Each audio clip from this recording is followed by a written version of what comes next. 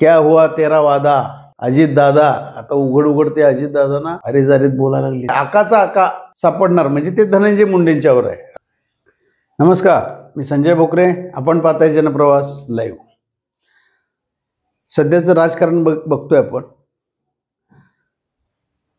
उपमुख्यमंत्री एकनाथराव शिंदे आणि अजितदादा पवार यांना देवाभाऊनी दाबायला सुरुवात केली आहे का, हाच विश्लेषणाचा आज मुद्दा आहे. आणि तसं दिसतंय. आता नुकताच एक निर्णय घेतला. ज्या वेळेला 2.5 वर्ष मुख्यमंत्री होते एकनाथराव शिंदे, त्यावेळेला पहिलं 1 वर्ष ते देवाभाऊंना सगळं मान वगैरे खूप ते म्हणतील त्या पद्धतीनं करताना दिसत होते.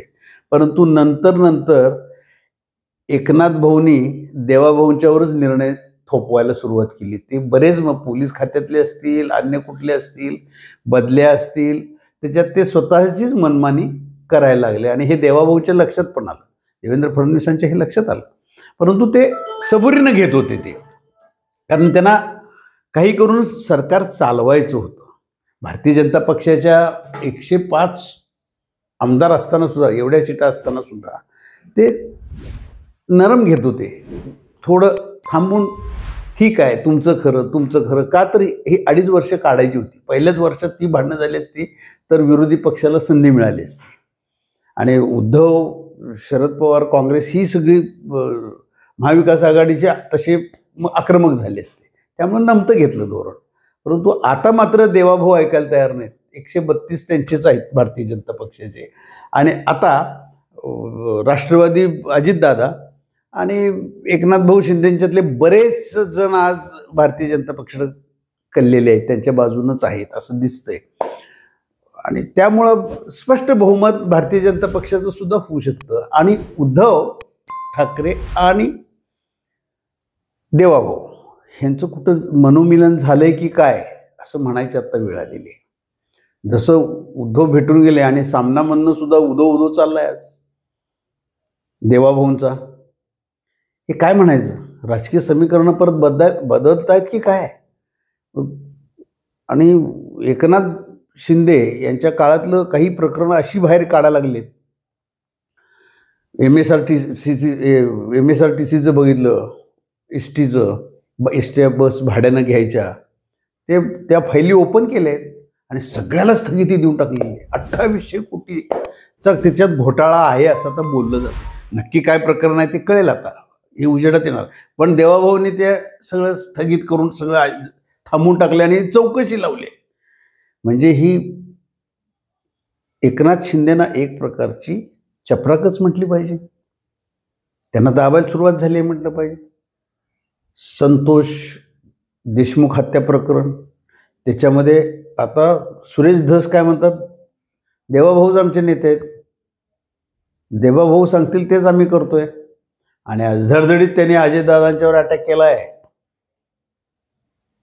क्या हुआ तेरा वादा, अजित दादा. आता उघड ते अजितदादा ना अरेजारीत बोलायला लागले. हे सुद्धा अजितदादा उपमुख्यमंत्र्यांना दाबायचाच प्रकार नाही का.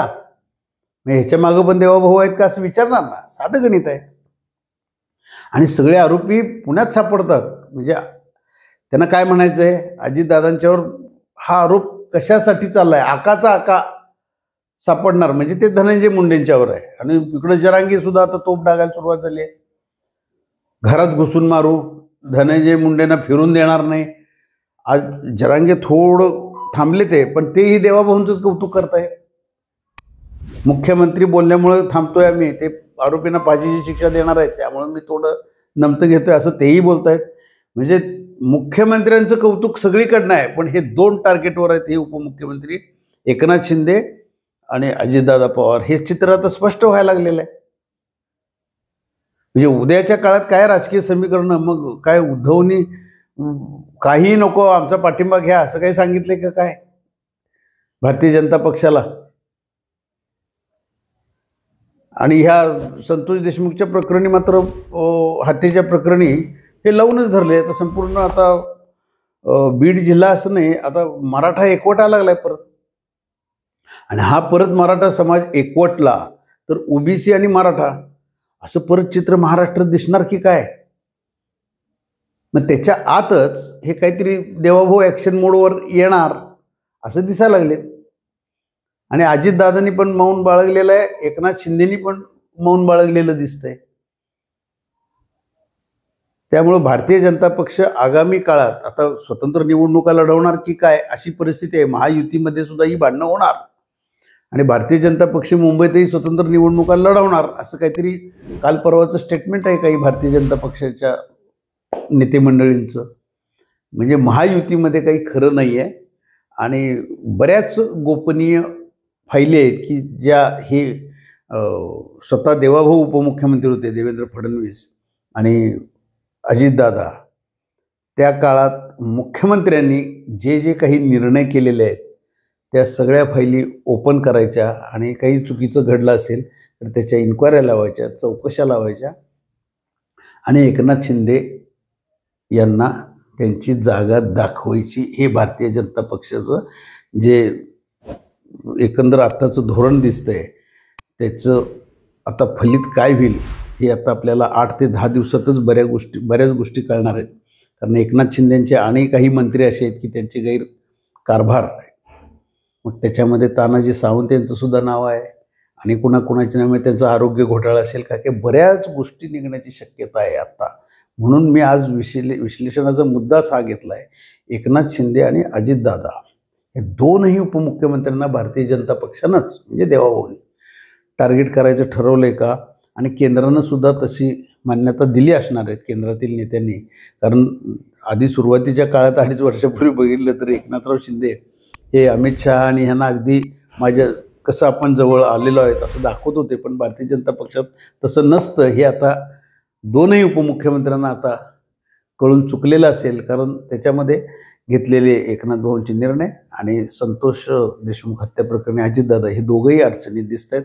त्यांना बॅकफुटवर जायची पाळी यायला लागलेली दिसते. एकंदर आता आपल्याला दिसून येईल की नक्की देवाभाऊ ह्या 2 उपमुख्यमंत्र्यांच्यावर काय डाव काढतात आणि उद्धव ठाकरेंची आणि कितपत जवळ जातात आणि राजकीय समीकरणं स्थानिक स्वराज्य मतदारसंघाच्या निवडणुकीच्या आधीच काय काय घडतात हे फार बघण्यासारखं होणार आहे. आज इथंच थांबू, उद्या पुढच्या भागात.